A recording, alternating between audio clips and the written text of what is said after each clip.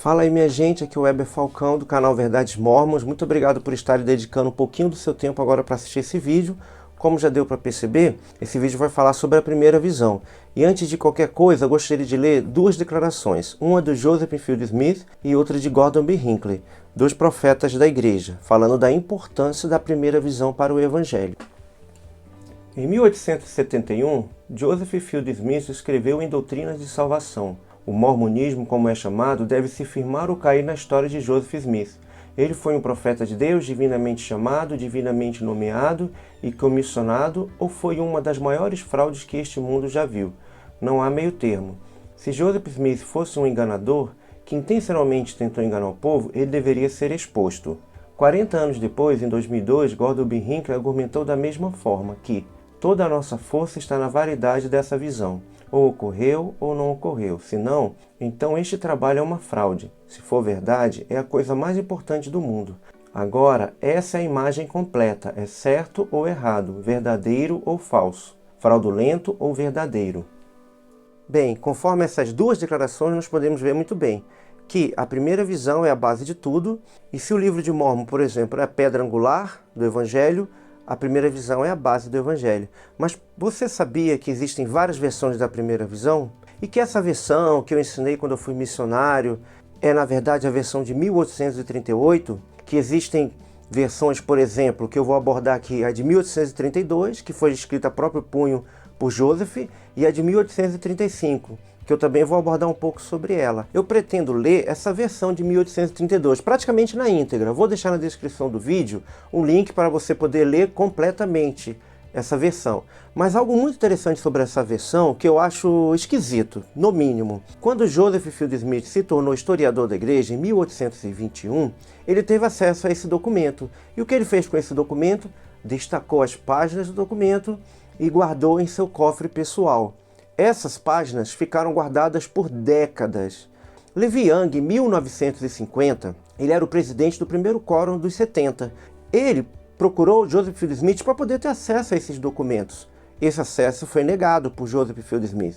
Provavelmente ele não gostou, ficou insatisfeito, buscou alguém que tivesse mais autoridade do que o historiador da igreja para obter a autorização. Obteve a autorização, voltou ao historiador da igreja, que sem opção permitiu que ele visse os documentos. O interessante notar que haviam condições para que Levi Young tivesse acesso a esse documento. Ele não poderia escrever e nem contar para ninguém essa primeira visão. 2 anos depois, Levi Young foi entrevistado por Lamar Patterson. Durante essa entrevista, Levi Young disse a Lamar Patterson que havia lido um estranho relato da primeira visão. Lamar Patterson guardou segredo, manteve essa confidencialidade até 1963. Foi quando justamente Levi Young morreu. Com a morte de Levi Young, ele compartilhou o que havia ouvido naquela entrevista. A história rapidamente se espalhou de que havia um outro relato da primeira visão, diferente daquele que todos conheciam. Provavelmente os membros da igreja pressionaram seus bispos, seus professores, para destacar, daí por diante, até que essa pressão chegou ao historiador da igreja, Joseph Fielding Smith, que não teve outra opção senão trazer à luz esse relato. Pois bem, eu vou ler este relato para vocês e convido a todos a prestarem bem atenção nesse relato. Por quê? Existem muitas diferenças com relação ao relato de 1838 e também porque foi o mais próximo do evento. Porque se o evento ocorreu em 1820, como a igreja ensina, e esse relato é de 1832, escrito a próprio punho por Joseph, ou seja, com certeza deveria ser o mais próximo daquele que nós aprendemos. Vocês vão ver que não é bem assim, que não foi bem assim.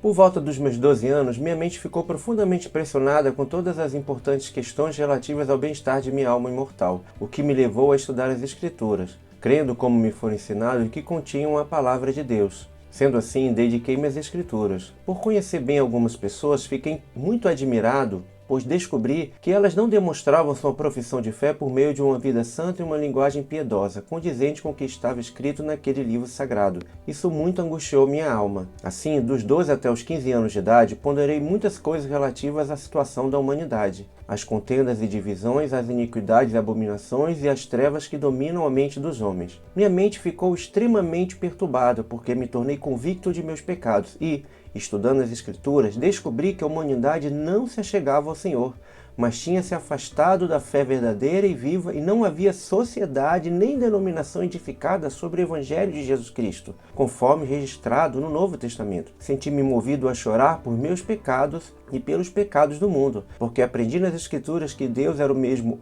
ontem, hoje e para sempre, e que Ele não fazia acepção de pessoas, porque era Deus. E ao ponderar todas essas coisas e lembrar que aquele ser deseja que o adoremos em espírito e verdade, clamei, portanto, ao Senhor por misericórdia, pois não havia nenhum outro a quem eu pudesse recorrer para obter misericórdia. E o Senhor ouviu meus clamores no deserto, e, ao invocá-lo, no 16º ano de minha vida, vi um pilar de luz acima de minha cabeça, mais brilhante que o sol ao meio-dia, que desceu do céu e repousou sobre mim. Fiquei cheio do Espírito de Deus, e o Senhor abriu os céus para mim, e eu vi o Senhor. E falou-me dizendo: Joseph, meu filho, teus pecados te são perdoados. Segue teu caminho, anda em meus estatutos e guarda os meus mandamentos. Eis que sou o Senhor da glória. Fui crucificado pelo mundo, a fim de que todos os que crerem em meu nome tenham a vida eterna. Eis que o mundo se acha em pecado nesta época, e não há sequer um homem que faça o bem. Desviaram-se todos do Evangelho e não guardam meus mandamentos. Aproximam-se de mim com os lábios, mas seu coração está longe de mim,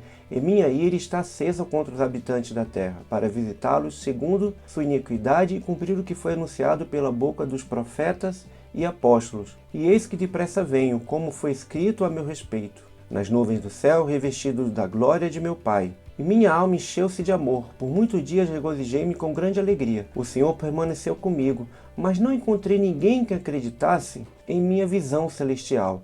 Não obstante, refleti sobre essas coisas em meu coração. Esse é o relato, aliás, o primeiro relato da primeira visão. Tenho certeza que vocês perceberam muitas diferenças daquele que eu ensinei na missão, daquele que você aprendeu, que todos nós aprendemos dentro da igreja, na escola dominical, nas aulas. Pois bem, eu fiquei 2 anos sendo missionário, tá aqui minha plaquetinha. 2 anos pregando uma primeira visão, que na verdade não foi a primeira versão. Foi a, terceira versão. Isso é muito esquisito.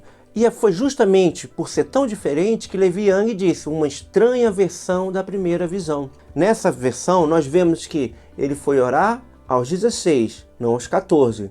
Quando ele foi orar, ele já sabia que as denominações já haviam se distanciado do Senhor. Ele não precisava do Senhor para dizer isso, ele já tinha concluído através do estudo das Escrituras.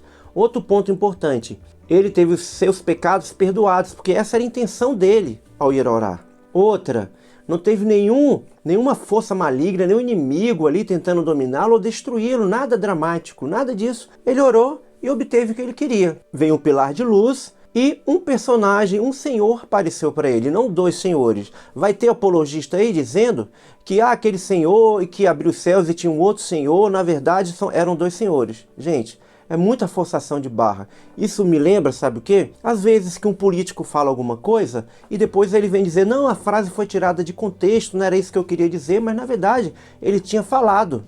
E ele falou o que ele quis dizer. E é justamente o que acontece aqui.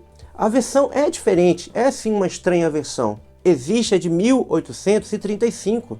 E na de 1835, a gente vê também que há diferenças. Elas divergem uma das outras, são diferentes. Por que tantas versões diferentes? Por que uma testemunha? Gente, é uma testemunha. Você testemunhou, no caso dele, o acontecimento talvez mais glorioso da história da humanidade. Então, como que você testemunha algo tão grandioso, tão glorioso, e esquece que era um senhor? Ou melhor, que eram 2, depois era 1, depois voltou a ser 2, como eu vou ler agora no relato de 1835. Tem até fogo no relato de 1835. Vamos lá. Ao ponderar em minha mente a respeito do tema religião e ao observar os diferentes sistemas ensinados aos filhos dos homens, eu não sabia quem estava certo ou quem estava errado. E, considerando que era de suma importância que eu adquirisse plena certeza sobre os assuntos de consequências eternas, estando assim confuso, retirei-me para o bosque silencioso e inclinei-me perante o Senhor, tendo um sentimento de compreensão sobre o que ele tinha dito. Se a Bíblia for verdadeira, pedi e dar-se-vos-á, buscai e achareis. E novamente, se algum de vós tem falta de sabedoria, peça a Deus, que a todos dá liberalmente, e não o lance em rosto.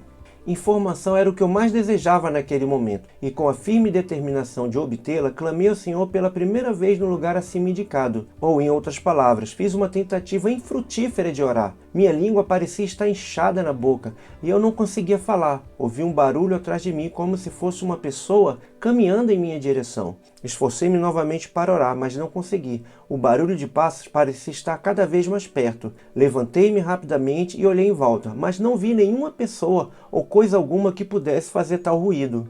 Ajoelhei-me novamente. Minha boca se abriu e minha língua foi libertada. Invoquei o Senhor em fervorosa oração. Um pilar de fogo apareceu acima de minha cabeça. Na realidade, pousou sobre mim e me encheu de alegria indescritível. Um personagem apareceu no meio desse pilar de fogo, que se espalhou ao redor de tudo e mesmo assim nada consumiu. Outro personagem logo apareceu, como o primeiro. Ele me disse: teus pecados te são perdoados. Ele me testificou que Jesus Cristo é o Filho de Deus, e eu vi muitos anjos nessa visão. Eu tinha cerca de 14 anos de idade quando recebi essa primeira comunicação.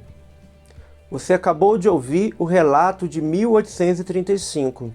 Aí você já vê outras diferenças. Por exemplo, ele tem 14 anos, não 16, como no primeiro relato.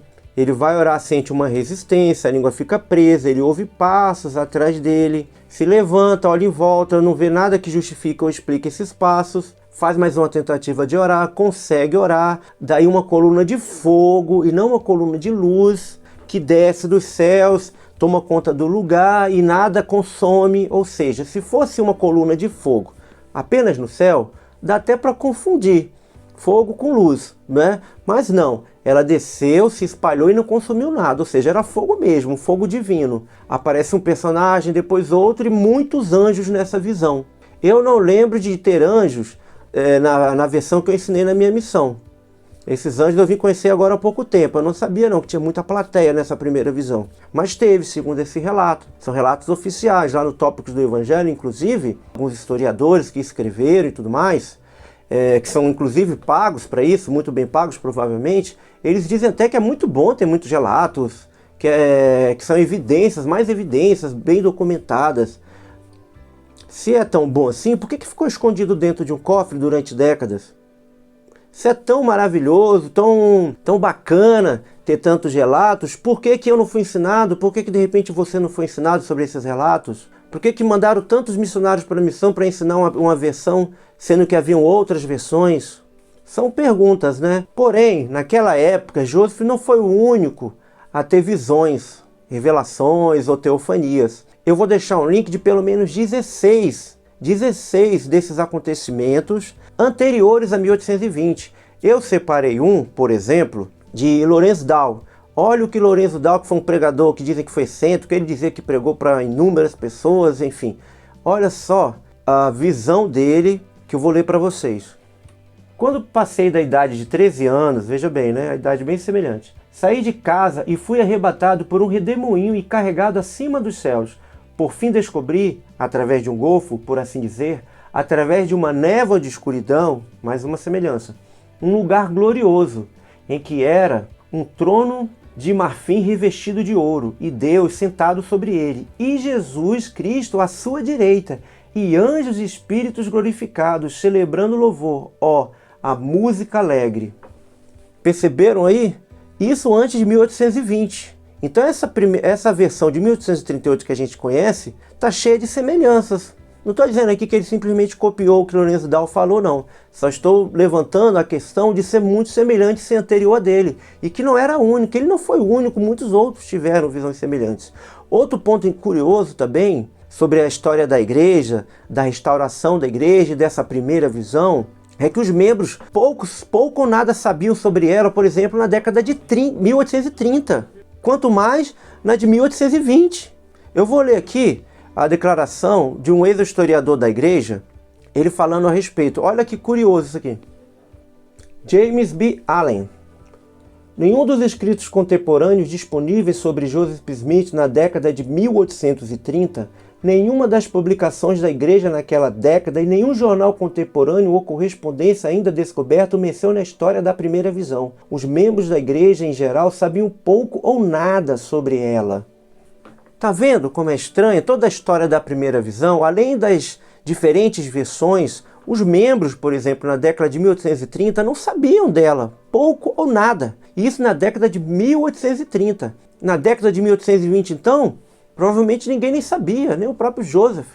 Porque naquela mesma década, em 1823, quando o anjo apareceu para ele, segundo ele próprio, na manhã seguinte, ele foi lá no local das placas.